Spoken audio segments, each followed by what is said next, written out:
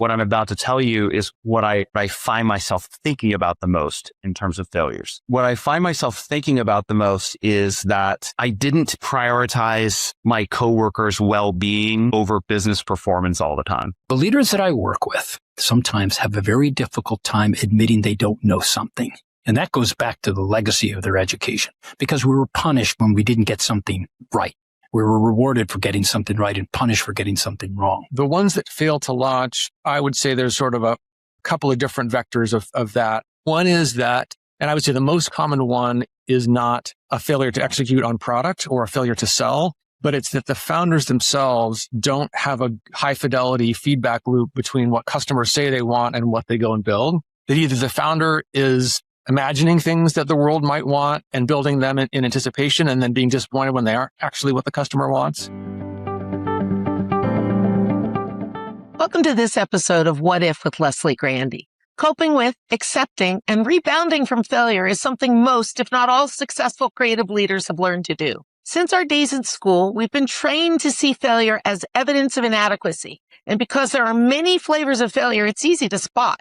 A personal failure, a failed project, a failed company, a failing grade. Somewhere along the way, the failure becomes attached to our identity. We start to play it safe, make smaller moves, limit risk, and do everything we can to avoid failure. And in the process, we compress our thinking. We narrow our options, avoid experimentation, and become less willing to challenge assumptions. Ironically, these behaviors often increase the likelihood of failure instead. Over the course of writing my book and through the conversations I've had on this podcast, I've learned that creative leaders talk unapologetically about their close relationship with failure and the role it's played in their success. And that's why I put together this compilation to share how leaders, founders, and innovators think about failure differently and how that mindset helps them continue building, adapting, and moving forward when the outcome is uncertain and the assumptions are untested.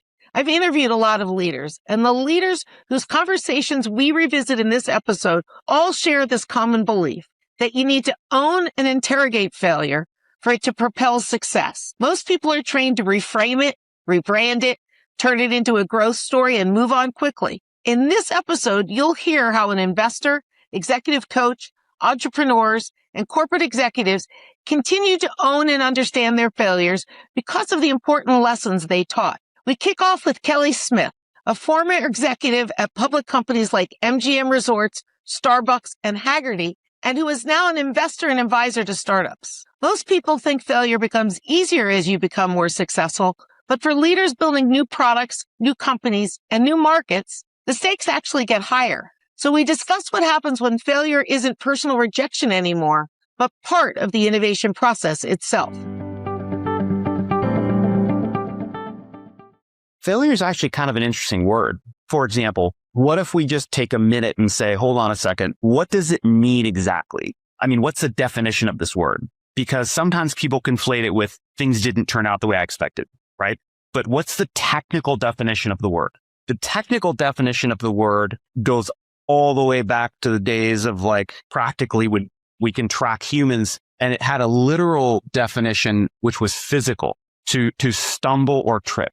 And I think what I see in business a lot is that we use the word failure kind of incorrectly almost, which is to say that, because someone couldn't interpret the future, they failed. And I think there's a nuance that's really, really important there, right? You can have an intuition about what the future will support in terms of a startup, and you can sort of do your best to try to triangulate why you think now is the right time and why you think this is going to be the right product that the market's going to react favorably to. But what you can't do is assure your investors that you know the future, right? So what you're looking for is really high quality failures from people where they stumbled and tripped and dealt with that really well. But you're not looking for gee, you should have known, you should have known exactly what 2028 is going to be all about. I don't really fault people for things like that.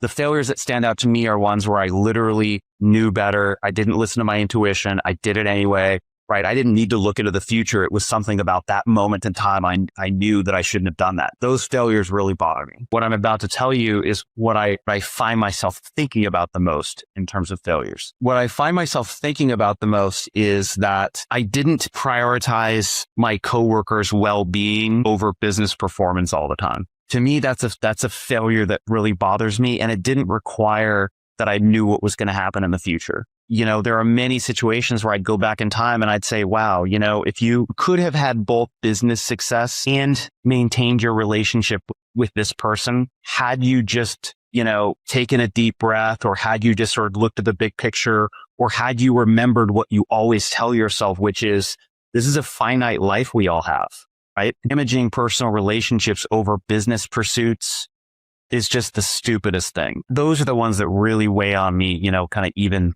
to this day. It's just where I made conduct choices that were far from flattering. Failure is often something we take personally. We treat the inability to achieve success as a judgment about the person behind the idea rather than the idea itself. But for the people I interviewed for my book and for many of the guests I've spoken with this season, failure isn't rejection, it's information, it's learning. And ultimately, it becomes part of the innovation process itself. Marcello Maionchi, Chief Product Officer at Arduino, talked about how he takes pride in his failures because of how he's learned from them. Seeing failure as something you learn from, not run from, is one of Marcello's core beliefs. I think that, feeling safe and taking a bold leap, I don't think there are two things that can, really coexist. I think that, it's not that you have to feel safe to take a bold leap.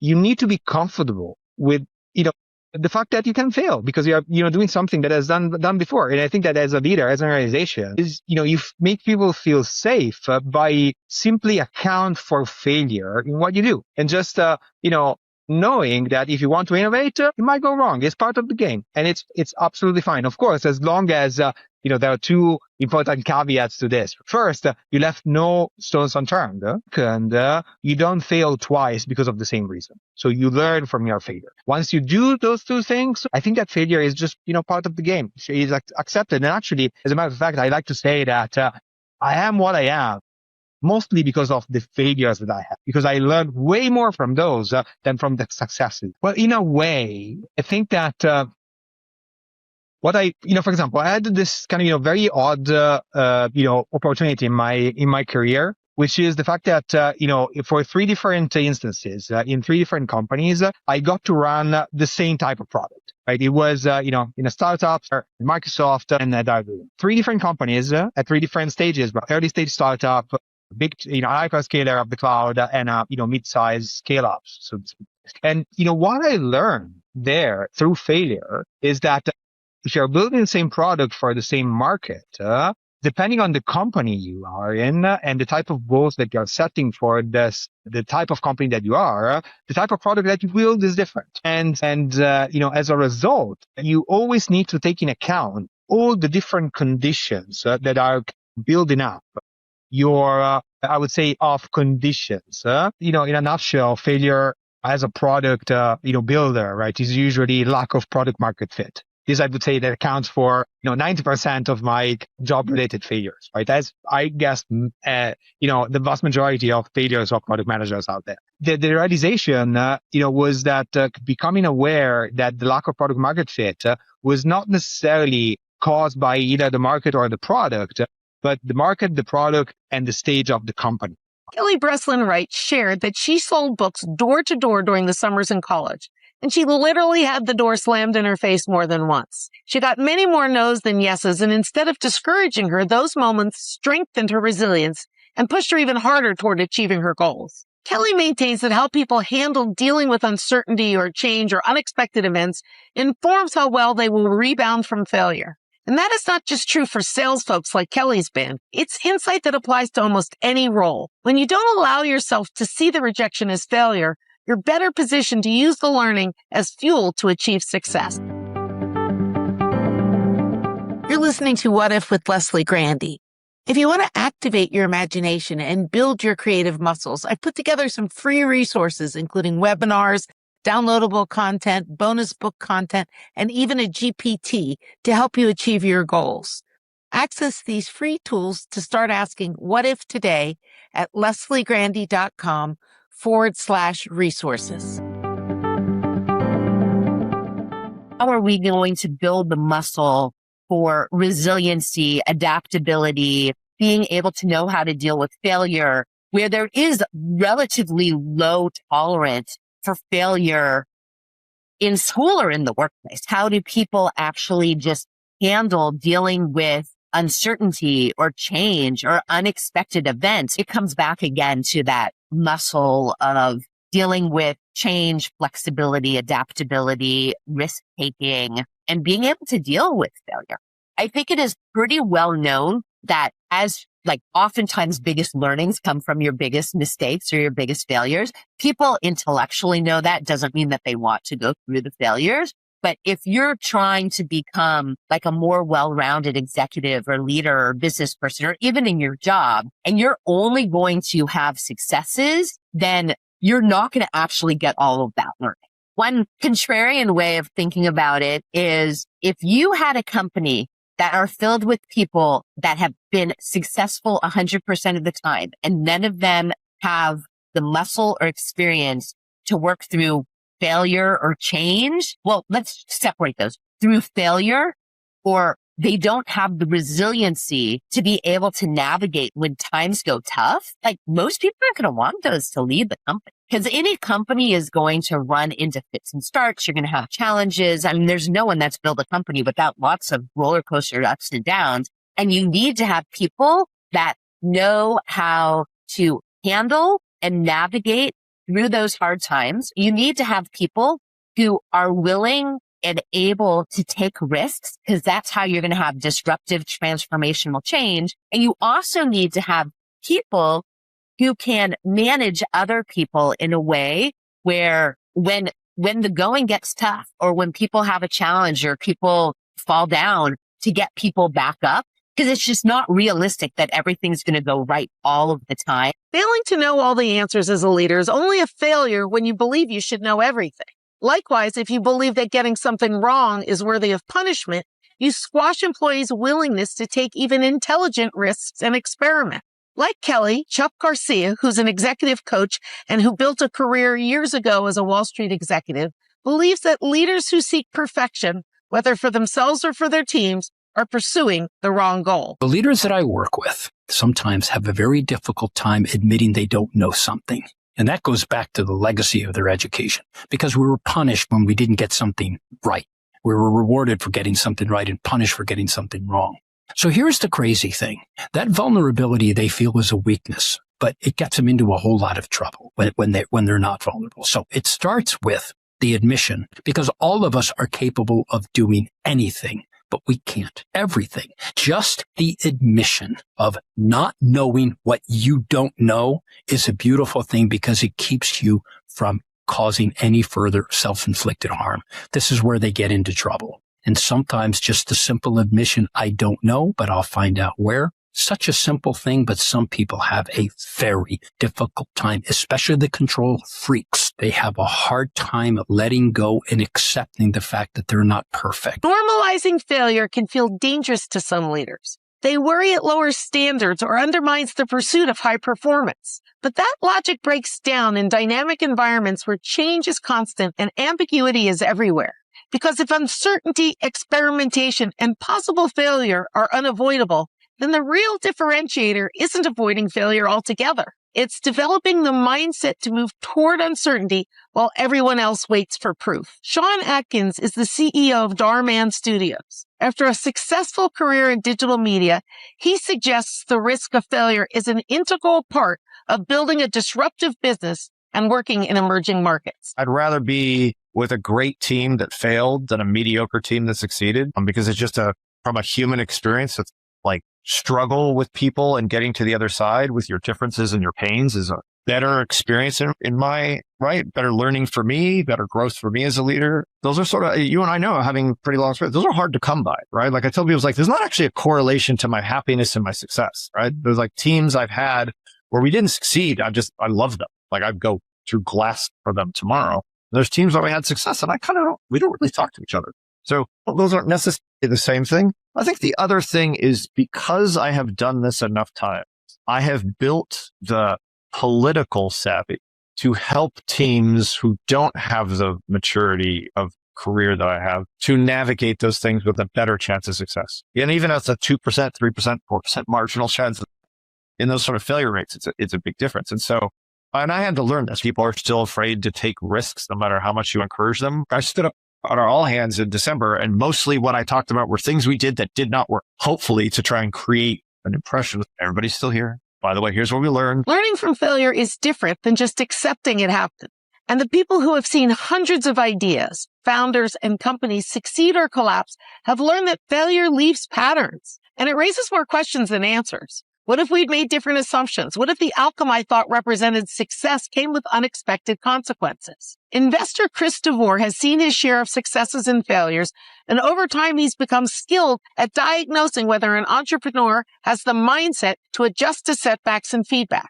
Because passion can create blind spots, and it can undermine the path to success. I have a very rich mental database of patterns of success and failure, some of which are industry-based, some of which are product or execution-based, and some of which are really interpersonal dynamics and how founders interact. So we can take those in any direction you want, but it's hard for me to distill down one nugget because there's so much learning, essentially hard knocks or mistake-based learning, which is the way that I learn best is by trying things and seeing what happens and not just, reading about it or theorizing about it. So I have lots and lots of stories to tell about why things tend to go off the rails and if they don't, why they tend to steer into a more productive kind of incrementally compounding journey to being a real business. A lot of the work in our partnership is that sort of post-mortem or unfolding, like even if the company's not dead yet, to really kind of diagnose like what's not working.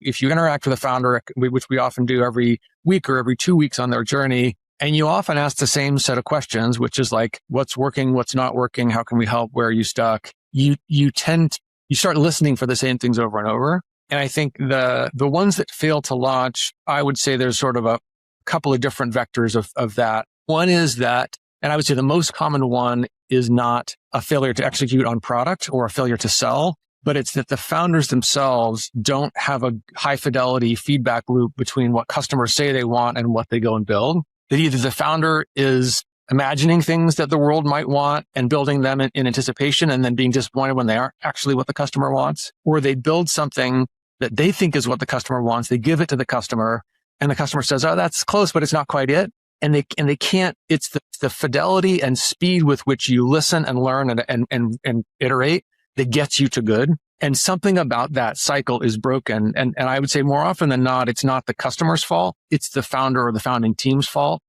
Failure to listen, a failure to apply what they're learning, and a stubbornness about wanting their vision to be what the world gets instead of what the customer actually says they want. It's breakdowns in that chain of listening, learning, and iteration and execution that tend to cause things to get gummed up and companies to fail to progress. So there's these sort of moments or increments of failure that cause people to fall out as founders. But I do think it's really not it was a bad idea. It's almost always this human or set of humans had the wrong temperament to be effective, because no business is right. No product is right in its first instance. You've experienced that yourself, right? It's always incremental, and it's that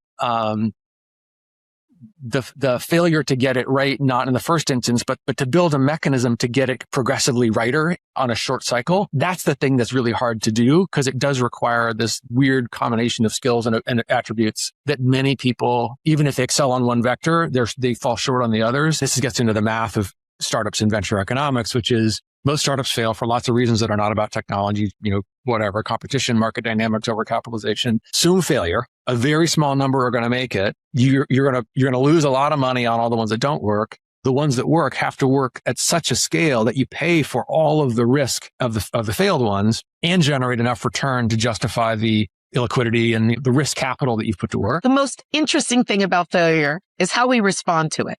That moment reveals what we're made of, how resilient we are, how willing we are to learn from mistakes, and how open we are to turning the lesson into fuel for moving forward, even if it means resetting the goal entirely. Every person in this episode is accomplished and self-aware, and not one of them failed because they lacked ideas or passion. More often, the failure stemmed from missing a pattern, failing to ask the right questions, holding assumptions too tightly, or blindly trusting one's intuition without recognizing biases. And sometimes expertise itself becomes part of the risk. Authority can make it harder for others to question the plan, challenge the strategy, or point out vulnerabilities before they become consequences. But the people who continue to grow, adapt, and innovate are usually the ones willing to examine failure honestly instead of defensively. They stay curious long enough to understand what went wrong and humble enough to let that understanding change how they think, decide, and lead going forward. Because failure is most productive when it sharpens judgment instead of diminishing confidence. Thank you for listening to What If with Leslie Grandy. If you're interested in learning more about creative leadership, or you're just looking for a way to build your creative self-confidence and agency, check out my book, Creative Velocity, at lesliegrandy.com/book and start turning your ideas into action.